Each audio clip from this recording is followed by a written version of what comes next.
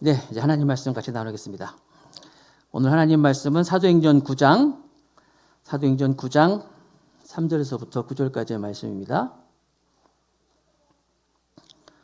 사도행전 9장 3절에서부터 9절까지의 말씀을 제가 받들어 봉독합니다. 사울이 행하여 다메섹에 가까이 가더니 호련히 하늘로서 빛이 저를 둘러 비추는지라. 땅에 엎드려져 들음에 소리 있어 가라사대 사울아 사울아 네가 어찌하여 나를 핍박하느냐 하시거늘 대답하되 주여 니시오니까 가라사대 나는 내가 핍박하는 예수라. 내가 일어나 성으로 들어가라 행할 것을 내게 이를 자가 있느니라 하시니 같이 갔던 사람들은 소리만 듣고 아무도 보지 못하여 말을 못하고 섰더라. 사울이 땅에서 일어나 눈은 떴으나 아무것도 보지 못하고 사람의 손에 끌려 다메섹으로 들어가서 사흘 동안을 보지 못하고 식음을 전폐하니라. 아멘. 오늘 설교 제목은 주여 니시오니까 이런 제목으로 말씀을 나누겠습니다. 사람이 변한다는 것, 사람을 변화시킨다는 것 쉽지 않은 일이죠. 어떻게 우리가 사람을 변화시키고 사람이 변하는가? 나도 내가 마음대로 잘 못하는데 심지어 다른 사람을 어떻게 변화시킬 수 있을까요? 자녀들이라도 내 마음대로 변화시킬 수가 없어요. 하물며 다른 사람을 어떻게 우리가 변화시킬 수가 있겠습니까? 사람이 변한다는 것, 그래서 어떤 사람은 절대 안 변해 라고 아예 단정하는 분도 있어요. 그러나 하나님은 사람을 변화시킬 수 있습니다. 하나님만이 사람을 변화시킬 수 있습니다. 오늘 말씀을 통하여서 변화될 수 없는 사람, 변할 것이라고 상상조차 할 수 없었던 한 사람이 어떻게 주님께서 그를 부르고 그를 어떻게 바꿔 놓으셨는지를 말씀을 통해서 함께 나눠보겠습니다. 우선 사람이 누구를 만나느냐에 따라서 인생의 결정이 납니다. 어떤 나라에서 태어났느냐, 그거에 따라서 조국이 결정나고 어떤 부모를 만나느냐에 따라서 그 한 사람의 인격과 성품과 인생이 결정나고 어떤 배우자를 만나느냐에 따라서 한 가정이 결정이 납니다. 특별히 어떤 종교를 가지고 있느냐, 어떤 신을 만나느냐에 따라서 그 사람의 영혼과 영원이 결정이 나는 거예요. 특별히 예수 그리스도를 만나느냐, 예수 그리스도를 안 만나느냐 이거에 따라서 그 인생에 굉장한 분기점이 있는 거예요. 오늘 우리가 그동안 사도행전의 말씀을 쭉 보면서 사울이라는 한 청년이 이제 예수를 만나는 그런 순간이에요. 어떤 성경학자는요, 사도행전에 있어서 마가의 다락방의 오순절 강림 이후로 그만큼 놀라운 사건이 바로 사울과 예수님과의 만남이다. 큰 사건이다 이렇게 해석한 적도 있어요. 왜냐하면 여러분 아시는 것처럼 예수님을 믿는 예수님의 그 복음이 예루살렘과 온 유대와 사마리아와 땅끝까지 이것이 예수님의 계획인데 바로 이 계획이 예루살렘을 떠나서 이제 전 세계로 이방 세계로 나가게 하는데 그 문을 연 사람이 바로 이 사도 바울이라는 거예요. 이 바울이 예수님을 어떻게 만나느냐 굉장히 중요한 장면이죠. 자, 사울이라는 청년이 나중에 이 사울이 사도 바울로 바뀝니다. 여러분 헷갈리지 마세요. 제가 이해하다가 또 바울 그랬다가 사울로 그럴 건데 이 사울은 처음에 사울이란 이름이었는데 이제 후에 바울로 바뀝니다. 사도 바울로. 이 사울은 구약 시대에 나오는 사울하고 틀립니다. 사울 왕, 이스라엘의 초대 왕 사울 왕하고 또 다른 사람이에요. 먼저 개념을 확실히 하세요. 구약 시대의 사울 왕은 초대 왕이고 지금 신약 시대 예수님 당시에 사울이라는 청년이 나중에 이제 사도 바울로 바뀌어요. 물론 구약 시대의 사울 왕하고 이 신약에 오늘 등장하는 사울하고는 지파는 똑같아. 베냐민 지파. 가문이 똑같다는 얘기예요. 아마 제 생각 같아는 부모님께서 아들을 낳고 사울이라는 이름을 주면서 우리 가문의 훌륭한 사울이라는 왕이 초대 왕이잖아요. 물론 사울 왕이 우리가 생각할 때 하나님께 버림받은 왕이었지만 그래도 베냐민 지파에 있어서 사울 왕은 보통 존재가 아니에요. 이스라엘의 초대 왕인데 우리가 여러분 사실 지금 전 모모 대통령이라고 해서 옛날에 전 모모 대통령 그 별로 다들 그렇게 그게 호감이 아니잖아요. 그 집안은 안 그래요. 그렇지 않겠어요? 자기 집안에서 대통령이 나왔는데 비슷한 거예요. 베냐민 지파에서 사울이라는 청년은 아버지가 그 자기 집안의 자랑이었던 사울 왕의 이름을 가지고 이름을 사울이라고 줬어요. 자, 아무튼 이 사울이라는 청년을 예수님 만나기 전에 그가 어떤 배경을 가지고 있는지 성경에 나온 대로 대충 이렇게 요약해 보면 첫 번째로 이 사람은 엄격한 유대주의, 바리새파의 유대주의적 배경에서 자랐어요. 그러니까 유대주의의 그 종교에 정통한 사람이 사울이었어요. 유대주의 바리새파에 이제 정통한 그런 사람이었고 이 사람이 태어나서 자란 곳이 다소라는 곳이에요. 다소라는 곳은 헬라 문학의 철학이 아주 정통한 곳이에요.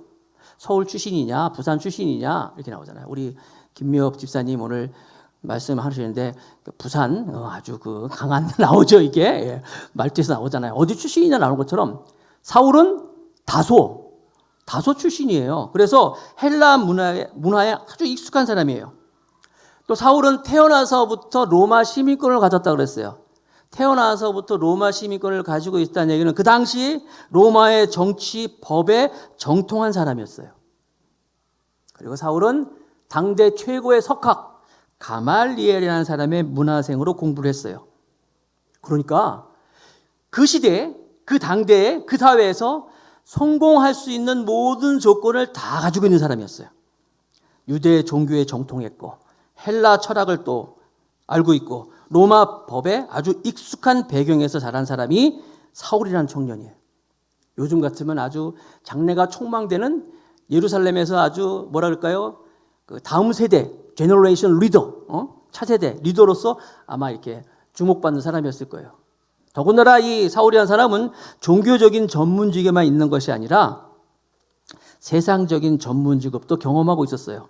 장막을 만드는 일이 없다. 자기 일이 그랬다는데 장막 만드는 일이 요즘 말로 텐트 만드는 텐트 메이커 아닙니까? 그런데 그게 단순히 천한 직업이 아니라 그 당시에 장막을 만든다는 것은 요즘 같은 건축업자인데 굉장히 전문을 요구하는 그런 직업이에요.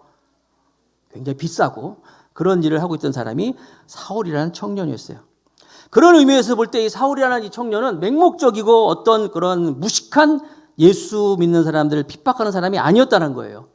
대부분 예수님을 핍박하는 사람들이 비지성적이거나 무식한 사람들이 많이 있을 경우가 있는데 사울은 분명한 신앙이 있었고 종교적인 확신도 있었고 남다른 역사 철학을 가지고 있는 지성인이었어요. 근데 보통 지성인들의 특징이 행동을 잘 않잖아요. 그렇잖아요? 지성인들의 좀 나약한 면도 있고 사람들은 어떤 지적인 지성인 사람들을 가리켜서 이렇게 얘기도 해요. 사색하는 지성인 이런 얘기 하잖아요. 생각하는 지성인. 이 이야기는 뭐예요? 저 사람들은 별로 행동을 안 해. 행동이 없어. 라는 말을 이제 멋지게 표현하는 말이기도 해요.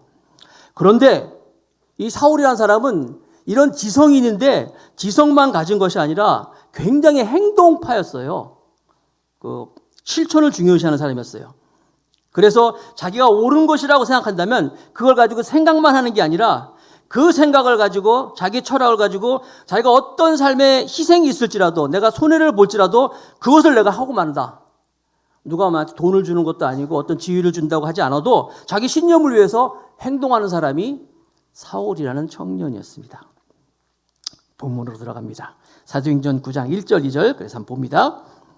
사울이 주의 제자들에 대해서 여전히 위협과 살기가 등등하여 대제사장에게 가서 다메섹 여러 회당에 갈 공문을 청하니 이는 만일 그 돌을 쫓는 사람을 만나면 물론 남녀하고 결박하여 예루살렘으로 잡아오려 함이라. 사울이 예수님을 믿는 사람들을 핍박하는 것을 누가 시켜서 한 게 아니에요. 자기 확신이 있었어요.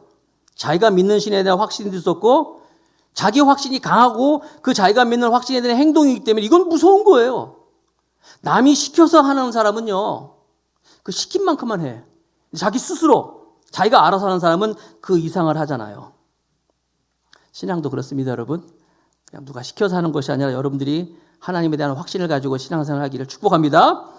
자, 스데반을 이제 그 앞에 보면 이제 9장까지 보면 스데반을 이제 순교당하는데, 스데반이 순교당하면서 막 돌에 맞았으니까 막 피를 튕기면서 막 피를 튀면서 죽을 거 아닙니까? 그것을 보고 있던 사울이, 물론 그의 죽음의 모습을 보면서 충격을 받았을 거예요. 그렇죠. 그가 죽으면서도 용서를 선포하고, 그가 죽으면서도 하나님에 대해서, 하나님의 나라에서 평화로운 모습을 보면서 그가 이렇게 충격을 받았지만, 그럼에도 불구하고 그 스데반의 죽음으로 만족할 수가 없었어요. 그래서 오늘 본문에 사울이 주의 제자들에 대해서 여전히 위협과 살기가 등등하다라는 거 보면, 아직까지 이 사울은 예수 믿는 사람들에 대한 굉장한 어떤 뭐라 그럴까요? 나쁜 감정을 가지고 있었어요. 예수 믿는 사람들 그냥 다 없어져야 되는 것. 요즘 세상 말로 하자면 아주 재수없는 사람들, 기분 나쁘고 재미도 없고 밥맛 없고 막 굉장히 감정적으로 이제 예수 믿는 사람들이 싫었던 거예요. 그래서 위협과 살기가 등등하여 나쁜 인상 이런 걸 가지고 그 사람들을 막 잡아다가 넘기는 거예요. 예수 믿는 사람들 잡아다가 넘기면 그 당시에 십자가형이라 그래서 사형이잖아요. 십자가형은 로마의 그 결정에 의해서만, 로마의 결정에 의해서만 사형을 할 수 있는 거예요. 결정할 수 있는 건 빌라도라든지 총독에서만 할 수 있는 것이지만, 그렇지 않은 경우에는요, 잡아다가 대제사장이나 이런 종교적인 거 넘기면요, 태형이 알죠? 태형. 매 맞는 거. 얼마든지 자유롭게 할 수 있었어요. 그래서 많은 예수 믿는 사람들이 이제 태형에 의해서 채찍에 굉장히 많은 사람들이 맞았죠. 또 그 당시에는 이 채찍으로 사람을 때리는 것이 이게 굉장히 발전을 했어. 발달을 해가지고요, 사람을 때리는데 그냥 막 때리는 정도가 아니라 굉장히 그 사람들을 괴롭히면서 죽지 않을 만큼 채찍으로 그냥 아주 부위별로 막 때린다든지 아주 고통스럽게 사람을 채찍질했습니다. 그래서 특별히 유대의 율법에 의하면은 40에 하나 가만 매라 그랬어요. 왜냐하면 사람이 40대를 맞으면 죽는 거예요. 죽으니까 사람을 때려서 죽이면 안 되니까 죽지 않을 만큼 39대의 매를 때리는데, 그걸 어떻게 때리느냐? 제일 먼저 열쇠들을 때리는 거예요. 채찍으로 아주 아까 말한 것처럼 부위별로 막 등을 먼저 친다고 합니다. 등을 먼저 때리고 막 살가죽이 뜯어나갈 정도로, 그리고 조금 있다가 또 열쇠들을 또 때리고, 그리고 마지막 또 열쇠들을 거의 죽기 직전까지 사람을 때리는 거예요. 핍박하는 거죠. 그래서 이런 나쁜 감정을 가지고 사람들을 잡아다가 이제 넘기는 사람이 사울이었어요. 그리고 여기 나오는 것처럼 다메섹의 여러 회당에 갈 공문을 청하니, 예루살렘에 있는 사람들 잡아다가 이렇게 넘기는 것으로 만족하지 못했어요. 그래서 다메섹이라 그러면 이 예루살렘에서 240km 정도 떨어져 있는 곳이에요. 굉장히 멀리 떨어져 있는 거예요. 거기까지 내가 단숨에 가서 그들을 잡아오겠다. 여러분 물론 지난주까지 살펴봤지만 스데반의 일로 인하여 사람들이 다 흩어졌다 그러잖아요. 디아스포라. 빌립이라는 사람이 어디까지 갔어요? 사마리아까지 갔어요. 유대인들이 가기 싫어하는 그곳까지 가서 복음을 전하고, 나중에 베드로와 요한이 또 그곳에 가가지고 그들에 의해서 기도하고 말씀을 증거했을 때 성령이 임하고 뭐 이런 일도 있었는데, 예루살렘에서 다메섹까지 240km나 떨어진 곳에 내가 라이센스, 허가증을 가져가서 그 사람들을 잡아다가 다 끌어오겠다. 그 사람이 사울이었다는 거예요. 이 사람이 어떻게 근데 나중에 신약성경에 27권 중에 13권이나 쓰는 하나님께 이렇게 붙잡힌 사람이 되었을까요? 오늘 그가 예수를 만났기 때문이에요. 저는 대학교 생활을 1982년도에 대학을 입학했어요. 그러니까 82학번이에요. 82학번인데 80년대 대학을 다닐 때 여러분 아시다시피 그때는요, 계속되는 군부 정권이어가지고 그 군부 독재에 대학생들은 눈만 뜨면 매일같이 하는 게 데모였어요. 매일같이 데모, 그냥 데모만 열심히 했어요. 그런데 데모를 하면서 아시잖아요, 80년대 데모.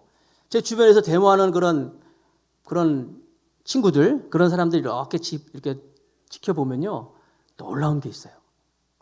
우리들에게 없는 아주 그들만이 가지고 있는 뭐라 그럴까요? 독특한 특징이 놀라운 부분들이 있는데, 뭐냐면 이 데모에, 운동권에 앞장서는 이런 친구들은요, 학교를 막 그만둡니다. 그다음에 가정이고 뭐 주위 환경에서 어느 누구도 그 아이를 환영하지 않아요. 사회에서도 환영하지 않음에도 불구하고 젊은 나이에 감옥에까지 들어가면서도 그것을 막 해요. 그 일을 자기 신념을 가지고. 그리고 그 신념을 가지고 자기가 하는 그 일에 있어서 불법적인 것이 있어요. 불법을 할 수도 있어요. 그러나 그거에 개의치 않아요. 이런 것이 다 담겨져 있는 거예요. 그러면서 이 친구들은요, 자기처럼 이렇게 운동권에 앞장서서 막 일을 하면서요, 그렇게 하지 않는 친구들을 굉장히 경멸해. 행동하지 않는 그런 친구들에 대해서. 그러면서 자기들은 그런 걸 하기 때문에 자부심, 뿌듯함이 대단합니다. 나는 손해를 보지만 내가 일로 인해서 매를 맞고 감옥에도 가고 어려움을 당하지만 나는 그래도 이것이 민족을 위해서 국가를 위해서 나는 하는 것이다. 이런 행동을 하고 있고, 그렇게 자기들이 고생하는 것이 어떤 자기 인생의 어떤 클라이막스처럼 자랑스러워하는 것을 볼 수가 있어요. 그리고 아까 말씀드린 것처럼 그렇게 하면서 그런 과정에서 나오는 불법, 잘못된 거 있잖아요. 그것도 그럴 수밖에 없는 필연적인 역사적인 과정이다라고 생각을 하는 거예요. 결론은 어느 누구도 그 친구들을 말릴 수가 없어요. 그런 사람들을 제어할 수가 없어요. 변화시킬 수가 없는 거예요. 그런데 사울이 비슷한 거예요, 지금. 그런 신념을 가지고, 그런 모습을 가지고 지금 예수 믿는 자들을 핍박하고 또 개혁하겠다고 지금 나서고 있는 거예요. 그렇게 나아가는 사울에게 오늘 본문을 보니까 사도행전 9장 3절에 사울이 행하여 다메섹으로 가까이 가더니 호련히 하늘로서 빛이 저를 둘러 비치는지라. 여러분, 누가 이 사람을 바꿀 수 있어요? 자기 신념이 확신 차가지고요, 생각만 하는 것처럼 행동하는 이 사람을 누가 바꿀 수 있습니까? 가만 보니까 여러분, 그렇게 운동권 있던 사람들도요, 나이 60, 50, 60이 넘어가면은 조금 후회를 하더라고요. 자기 반성도 하고, 자기가 그때 내가 잘못했다, 이런 것이 있어요. 그러나 지금 30대, 40대, 50대까지는요, 변하지 않아요. 자기 생각이 옳다는 거예요. 그런데 그런 사울에게 호련히 하늘로서 빛이 저를 둘러 비치는지라. 예수님이 그게 나타나시는 거예요. 사울이 행하여 다메섹으로 가까이 가더니 호련히 하늘로서 빛이 저를 둘러 비치는지라. 호련히, 여러분 호련이라는 단어를 주목하세요. 그러면 그 다음에 9장 4절에 보면 땅에 엎드러져 들음에 소리 있어 가라사대 사울아 사울아 네가 어찌하여 나를 핍박하느냐 하시거늘. 자, 앞부분에 호련히 빛이 비치면서 그 다음에 땅에 엎드려서 이제 있는데 소리가 있어 가라사대. 잘 들어보세요, 여러분. 호련히 소리가 있어. 어디서 많이 듣던 장면 아닙니까? 호련히 소리가 있어. 어떤 장면일까요? 사도행전 2장에 보면 성령이 강림할 때, 오순절날 마가의 다락방에 성령이 강림할 때 장면을 제가 한번 읽어드릴게요. 오순절날이 이미 이름에 저희가 다 같이 한 곳에 모였더니 호련히 하늘로부터 급하고 강한 바람소리 같은 소리가 있어. 비슷하죠? 오순절날 마가의 다락방에는 많은 사람들이 모여서 전심으로 하나님께 기도하고 있을 때, 그들이 성령을 기대하면서 기도하고 있을 때 호련히 급하고 강한 바람 소리 같은 것이 있어서 그들에게 성령이 임했다 그랬어요. 지금 다메섹 도상에서는 이 자기 신념에 가득 찬 이 사울에게 호련히 하늘로부터 빛이 있어서 땅에 엎드러져 들음에 소리가 있어 가라사대. 그러니까 사도행전 2장에 나와 있는 마가의 다락방에서의 이 성령 강림은, 예수님이 나타나심은, 성령의 강림은 집단적인 어떤 모습이라고 한다면, 이 다메섹 도상에서의 사울에게 나타난 이 모습은 개인적으로 한 사람에게 하나님이 나타나시는 모습이라는 거예요. 그러니까 예수님은, 성령 강림은 예수님의 모습이잖아요. 예수님은 많은 사람들이 모인 곳에서 이렇게 강림하셨지만은 한 사람에게 개인적인 마음을 가지고 그에게 나타나셨다는 것을 볼 수가 있는 거예요. 나는 여러분들이 오늘 더 감사하기 위해 예배하는 여러분들에게 이 다메섹에서 사울에게 나타나신 그 주님이 여러분 한 사람 한 사람에게 나타나는 역사가 있기를 주님의 이름으로 축복하겠습니다. 어떤 공적인 일로 나타난 것이 아니라 예수님이 정말 사울을 사랑하셔서 그게 나타나신 거예요. 예수를 핍박하는, 교회를 핍박하는, 예수의 제자들을 핍박하는 그에게 예수님이 얼마나 급하셨으면, 오죽하시면 그분께서 직접 호연히 빛과 함께, 소리와 함께 사울에게 나타난 거예요. 나타나시면서 뭐라고 말씀하십니까? 사울아, 사울아, 네가 어찌하여 나를 핍박하느냐. 사울을 부르는데 한 번 안 부르잖아요. 2번 불렀죠. 사울아, 사울아. 보통 여러분 누가 우리를 부를 때 아무개야 한 번 부르잖아요. 김 집사님, 박 집사님. 그런데 예수님이 사울에게 나타나셔가지고는 2번 불렀어요. 사울아, 사울아. 이것은 예수님의 특별한 관심이에요. 특별한 관심이에요. 사울아, 사울아. 나는 이 말씀을 준비하면서 예수님께서 내 이름도 이렇게 좀 불렀으면, 영규야, 영규야 이렇게 부르는 것처럼, 난 여러분들 이렇게 예수님이 여러분들 한 사람 한 사람을 부를 때 아무개야, 아무개야 이렇게 부를 수 있기를 축복합니다. 예수님의 이 부르심은 어떤 일의 관계나 용무의 관계가 아니라 특별한 사랑이 있었기 때문에, 관심이 있었기 때문에 그 관계로 인하여서 어떤 특별한 미션이 있어서 예수님이 부르는 거예요. 사울아, 사울아, 사울아, 사울아. 그다음에 뭐라고 말씀하셔요? 어찌하여 나를 핍박하느냐. 어찌하여 나를 핍박하느냐, 이 말씀에는 무슨 의미가 있습니까?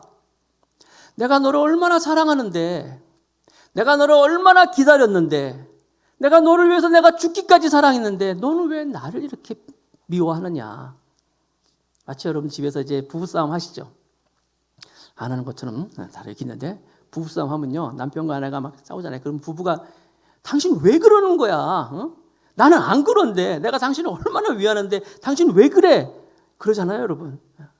사울아, 사울아, 네가 어찌하여 나를 핍박하느냐. 그런 의미가 담겨져 있는 거예요. 또 한 가지는 말씀하실 때 사울아, 사울아, 네가 어찌하여 나를 핍박하느냐 그랬어요. 예수님이 사울아, 사울아, 왜 나를 핍박하느냐. 예수님이 너 왜 내 제자들을 핍박하니? 너 왜 내 교회를 핍박하니? 이렇게 얘기하지 않으시고 왜 나를 핍박하느냐 그랬어요. 이건 무슨 얘기입니까? 사울은 사실 예수님을 만났는지 안 만났는지 몰라요. 예수님을 잘 모를 수도 있어요. 예수 믿는 사람들을 죽였어요. 예수 믿는 사람들을 잡아다가 옥에 가두고 채찍으로 때리고 그런 일을 했어요. 예수님과 관계없는 줄 알았어요. 근데 예수님은 네가 왜 나를 핍박하느냐 말씀하고 있는 거예요. 그러니까 예수님을 믿는 사람들은 예수님과 동일시하는 거예요. 그러니까 여러분, 교회가 어떤 곳이에요? 교회는 예수님이에요. 어떤 분들은 그래. 나는 교회 다니는 사람들은, 그러니까 나는 기독교는 좋은데 교회는 싫어. 난 예수는 좋은데 예수 믿는 사람들은 싫어. 그 모순이에요. 하나예요. 그리고 여러분들이 또 때로는 어디 가서 이제 예수님을 믿는 이유로, 신앙생활하는 이유로 핍박을 받으면 그것은 그 사람들이 여러분을 미워하는 게 아니라, 여러분을 핍박하는 거 아니라 누굴 핍박하는 거예요? 예수님을 핍박하는 거예요. 그렇죠? 그래서 요한복음 15장 18절 말씀에도 있습니다. 요한복음 15장 18절. 세상이 너희를 미워하면 너희보다 먼저 나를 미워한 줄을 알라. 그 사람들이 예수님을 먼저 미워하는 거예요. 요한복음 15장 19절 말씀에도 있습니다. 너희가 세상에 속하였으면 세상이 자기 것을 사랑할 터이나 너희는 세상에 속한 자가 아니요 도리어 세상에서 나의 택함을 입은 자인 걸로 세상이 너희를 미워하느니라. 그래서 여러분, 우리가 신앙생활하는 걸로 인하여서, 믿음생활하는 걸로 해서 어려움을 당하면 결코 여러분들이 혼자 어려움 당하는 게 아니에요. 누가? 예수님이 함께, 여러분과 함께 고통 가운데 있는 사실을 믿으시기 바랍니다. 자, 그래서 이렇게 예수님이 어찌하여 나를 핍박하느냐라고 말씀하고 있어요. 자, 이 말씀을 통해서 알 수 있는 것은 예수님은 우리가 눈으로 볼 수 없어요. 손으로 만질 수 없어요. 느낄 수 없지만 그 예수님이 다메섹에서 나타나셔서 사울에게 말씀하시고 자기의 음성을 들려주셨어요. 예를 들어서 우리도 마찬가지입니다. 제가 오늘 여러분들에게 말씀을 증거하지만 주중에 혹시 무슨 일이 생기면, 무슨 변이라도 당하면 저는 이 자리에 못 쓸 수 있어요. 여러분 제 설교를 못 듣겠죠? 그러나 우리 주님은 그렇지 않다는 거예요. 우리 주님은 여러분 한 사람 한 사람에게 나타나셔서, 그러니까 우리가 지금 예수님 만나러 팔레스타인 갈 필요가 없어요. 우리가 예수님을 만나러 유대 땅에 갈 필요가 없습니다. 성지순례는 가지만 가도 예수님 못 만납니다. 볼 수가 없어요. 그러나 예수님은 다메섹에서 부활하시고 승천하셨지만 사울에게 나타나셨다는 거예요. 즉 이야기는 무슨 말이냐면은 오늘도 예수님이 여러분에게 나타나셔서 말씀하실 수 있다는 사실이에요. 믿는 여러분 되시기 바랍니다.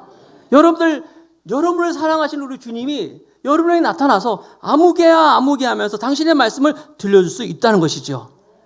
그분은 시간과 공간을 초월하시는 주님이라는 사실을 믿으시기 바랍니다. 그래서 그 주님의 임재 앞에서 사울은 이제 대답합니다. 주여 뉴시오니까. 오늘 설교 제목이잖아요. 이 말이 이상하지 않습니까? 주여 뉴시오니까. 아니 주여라고 불렀잖아 이미. 주여라고 불러놓고 그러놓고 또 뉴시오니까 또 뭐야? 주여 이게 뭐냐면 헬라어로 큐리오스입니다. 큐리오스 주님, 주인님, 큐리오스. 그래놓고 누굽니까 대체? 이 이야기는 뭐냐면요. 이미 사울의 머릿속에는 내가 주님을 만났다라는 어떤 예감이라는 게 있었던 것 같아. 예감 아세요 여러분? 그 과자 예감이 아닙니다. 과자 예감은 제가 개인적으로 좋아하는 과자고. 괜히 얘기했다. 목사가 어디서 좋아한다는 얘기하면 안 된다는데 계속 그거밖에 못 먹는데. 예감이라는 그 사울이 있었던 거예요. 사울이 그러니까 예수 믿는 사람들 핍박하면서도 이거 지금 뭔가 느낌이 이거 뭔 일이 일어날 것 같아. 그러면서 강한 빛을 딱 만나는 순간, 강한 빛을 보는 순간 예감이 뭐예요? 이거 하나님이다. 그렇죠. 하나님이잖아요. 주여 그랬으니까. 퀴리오스 그랬잖아요. 그렇고 뉴시오니까 이건 분명히 예수님이다. 어떤 자기 예감이 적중하는 것을 볼 수가 있어요. 아무튼 그 순간에 주여 뉴시오니까 하는 그 순간에 내가 핍박하는 예수라 하는 순간 이 사울은 모든 것이 다 무너지는 거예요. 모든 순간이 다 무너지는 그런 순간인 것을 알 수가 있어요. 제가 학교 다닐 때 그때도 운동권에 있던 한 청년이 있었는데 그 청년이 나중에 예수님 믿고 이제 신앙생활을 잘하는 청년으로 바뀌었는데 참 특이한 간증인데 그분은 어떻게 예수님을 만났냐면 데모하다가 여러분 잘 들어보세요. 데모하다가 앞장서서 데모하다가 진짜로 그 경찰이 와가지고 몽둥이를 맞고 딱 쓰러지는 순간 몽둥이를 맞고 쓰러지는 그 순간 바로 그 순간 예수님을 만났대요. 신기하죠?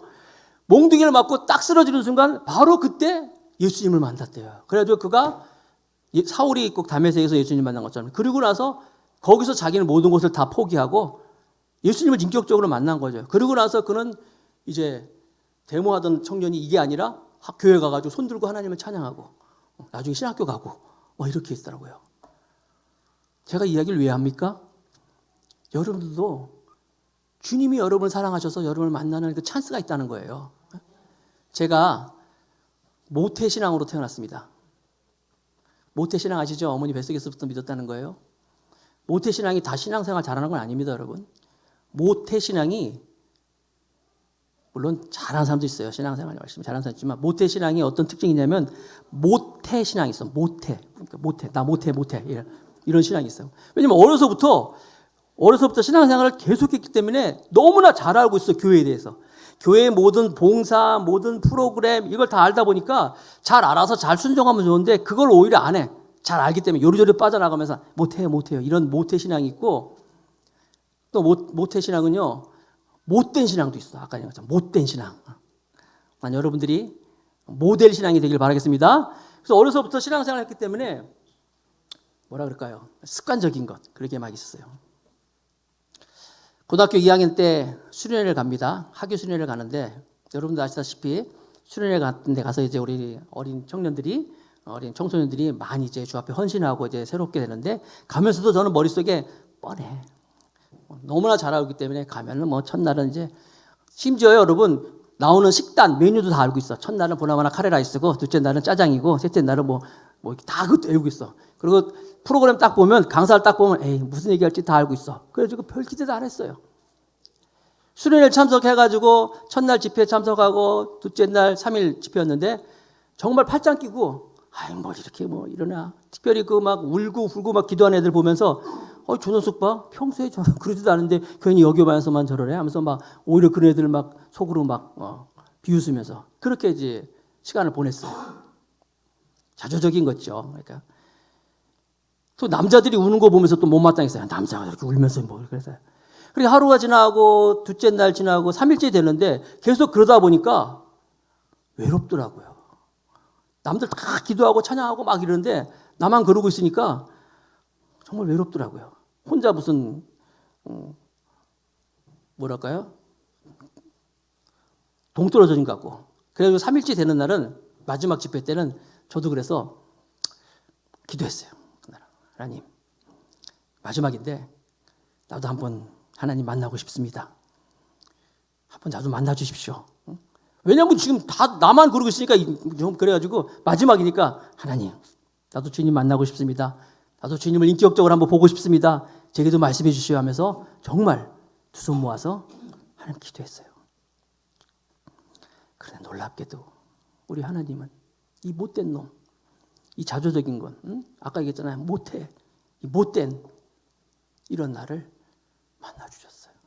그날 마지막 집회 때 강하게 주님을 만나주시고 정말 사울처럼 사울아 사울한 것처럼 나를 불러주시고 만나주셨어요.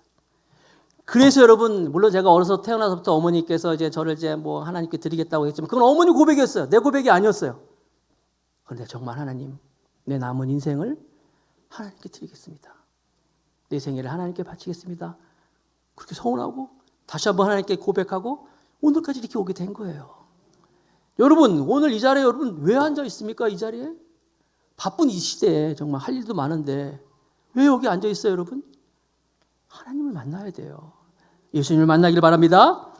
특별히 여러분, 예수님이 사도행전 오늘 9장 5절 말씀에 대답하되 주여 누이시오니까 가라사대 나는 내가 핍박하는 예수다 그랬을 때 바울의 심정이 어떻겠어요? 네가 핍박하는 예수다 그랬을 때 그는 자기는 예수님이 직접 말씀하시니까 뭐라고 항거할 수가 없는 거예요. 네가 나를 핍박했다. 바로 나를 때리고 나를 잡아놓고 나를 핍박했다 할 때 바울은 어떤 할 말이 없는 거예요. 유구무원이죠. 그때 주님께서 사도행전 9장 6절에 이렇게 말씀하십니다. 네가 일어나 성으로 들어가라. 행할 것을 내게 이를 자가 있느니라 하시니. 이건 뭐예요? 성으로 들어가라. 다메섹으로 들어가라. 가면 나머지는 이제 다 할 일이 있을 것이다. 이건 무슨 말입니까? 물론 그 안에서 여러분 아시는 것처럼 이제 아나니아를 만나고 사명받잖아요. 훗날 주님은 뭐라고 말씀하십니까? 너는 이방인을 위해서 택한 나의 그릇이다라고 말씀하셔요. 이방인을 위한 택한 나의 그릇이다. 그래서 이 말씀을 통해서 우리가 알 수 있는 것은 뭡니까? 반드시 우리는요, 하나님이 우리를 부를 때 하나님의 계획이 있다는 거예요. 하나님의 계획이 있고 하나님의 뜻이 있고 섭리가 있습니다. 사울을 하나님께서 부르신 것은 이방인의 복음화하기 위해서 부르신 것이고, 빌립은 왜 불렀어요? 전도자로 쓰기 위해서. 스데반은 왜 불렀습니까? 그가 돌에 맞아 죽잖아요. 순교자로 쓰기 위해서. 그로 인하여서 디아스포라 많은 사람들이 복음을 가지고 전파하기 위해서. 흩어진 나그네, 그렇죠? 파편이 아니라 씨앗으로 보내기 위해서. 바나바는 하나님께서 상담자로 쓰기 위해서 그를 부르셨어요. 우리 하나님이 너는 일어나 성으로 들어가라. 내게 행할 자를, 어떤 자를 내게 준비해 놓았다고 말씀하셨어요. 그래서 여러분, 우리가 이 말씀을 가지고 하나님이 우리를 부르셨다면 반드시 우리는 양육을 받아야 돼요. 훈련을 받아야 돼요. 훈련받고 양육받으면 하나님이 우리를 사용하십니다. 스스로의 자신을 믿으시기 바랍니다. 또 사도 바울은, 그러니까 사울은 변명의 여지가 없는 거예요. 자기 체험을 합니다. 7절, 사도행전 9장 7절. 같이 가던 사람들은 소리만 듣고 아무도 보지 못하여 말을 못하고 섰더라. 주위의 사람들은 소리는 들었는데 아무것도 못 봤다 그랬어요. 그리고 나서 사울은 어떤 경험을 하냐면 사도행전 9장 8절 9절 계속 보니까 사울이 땅에서 일어나 눈을 떴으나 아무것도 보지 못하고 사람의 손에 끌려 다메섹으로 들어가서 사흘 동안을 보지 못하고 식음을 전폐하니라. 눈은 떴으나 아무것도 보지 못했어요. 여기서는 여러분 뭐라 그럴까요? 강한 빛을 받잖아요. 그래서 눈에 이상이 생겼는데 시력을 잃은 건 아니에요. 어떤 일시적인 마비 현상이나 충격과 정지 현상이 일어난 것으로 의학적으로 보고 있는데, 그래가지고 아무것도 안 보이니까 사람들의 손에 의해서 끌려가는 거예요. 그렇죠? 사람들의 손에 끌려 다메섹으로 갔더라. 사람들의 손에 끌려서 다메섹으로 가는 사울. 한번 생각해 보세요. 자기가 지금까지 자기 의지를 가지고 자기 신념을 가지고 자기 확신을 가지고 막 정말 자기 혼자 제일 잘났다고 막 나갔는데 지금 형편은 어때요? 자기의 모든 신념은 다 무너지고 자기의 모든 상황은 안 좋고 그저 사람들의 손에 끌려서 가는 거예요.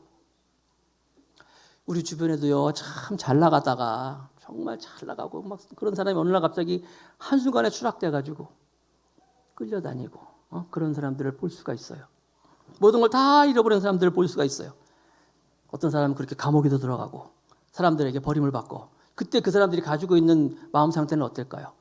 혼돈과 어떤 충격과 분노와 뭐 이런 것이 가득하겠죠. 사도 바울이 지금 그런 거예요. 더군다나 강한 빛 가운데서 봤던 그 예수님의 음성, 예수님이 들었던 그의 충격, 그것이 그를 지금 사로잡혀서 결국 사람들에게 끌려서 지금 다메섹으로 들어가고 있습니다. 요나란 사람 구약시대에 있던 인물인데 하나님의 명령을 가지고 하나님이 가라는 니느웨로 가지 아니하고 다시스로 도망가다가 풍랑을 만나잖아요.